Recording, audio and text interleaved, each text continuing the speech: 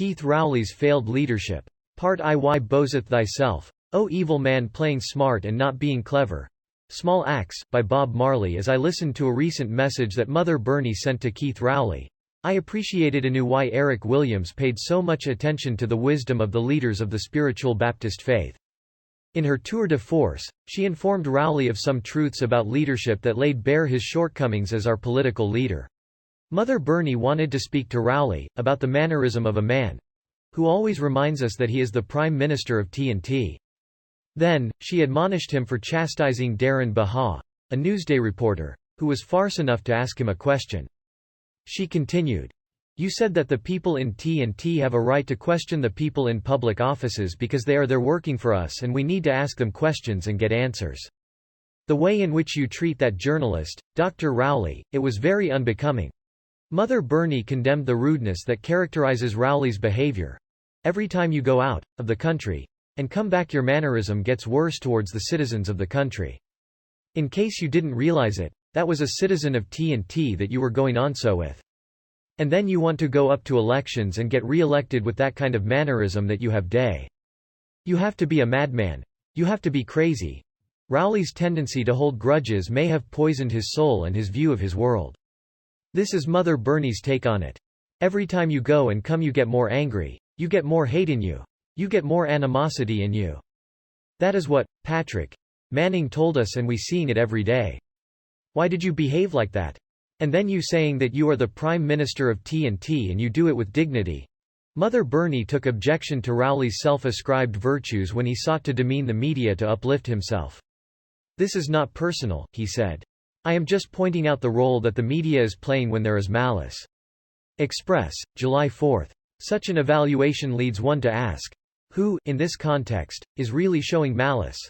Not content with this contradictory self-representation, Rowley adds, "While I'm representing this country as the Prime Minister of Trinidad and Tobago with dignity that you are not accustomed to, you are on your own with that."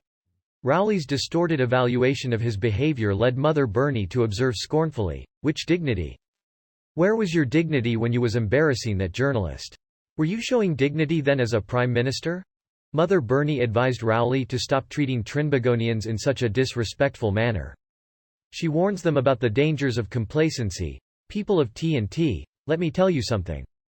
If we don't learn to accept things and say when something wrong, and call a spade, God is going to deal with us.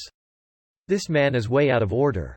You cannot sit down in a corner and join with the brotherhood of wrongdoers and say what he did was correct. What he did was most distasteful, and that is why we have so much delinquency in we country and crime." Rowley offered a different rationale for the crime and violence that is consuming the nation. 2 weeks ago, in an address at the St. Clair police station, he attributed those problems to poor parenting. From the time they get to age 17 and they come out of the school, they no longer under the school disciplinary umbrella. A whole wave of violence is unleashed. And you ask yourself what would have happened between primary school angels and the demons the police are confronting. Something is happening between our 9 and 10-year-olds and our 17-year-olds that is causing our society to be what it is. Guardian, July 4. There are several problems with this statement. As the recent Senate report suggests, all the denominational schools in Port of Spain and its environs are under academic watch. In other words, our children are not learning much while they are there, and these troubled schools are within PNM constituencies. On December 18, 2021, I noted, despite its fancy-sounding title, "The children in this area, mainly Africans, will be condemned to educational backwardness even as the Ministry of Education, MO, continues with its anachronistic approach of non-educating our children." Reading this report, one gets the notion that we are dealing with communities whose children are a bundle of mental pathologies, not normal children who may be subjected to the kind of disruptions which many children face. These children are seen as abnormal beings who are subject to trauma as a result of where they live, the poverty which they undergo, and parents who do not particularly care about their well-being. In other words, they are all psychologically damaged, special pupils in need of special programs. Express. Given this view of our children, it was not difficult for Rowley to jump from these bundles of pathologies to his describing them as monsters.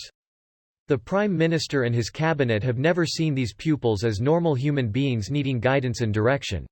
All they can think of is directing more resources to this issue, as if money alone is the solution to the problem.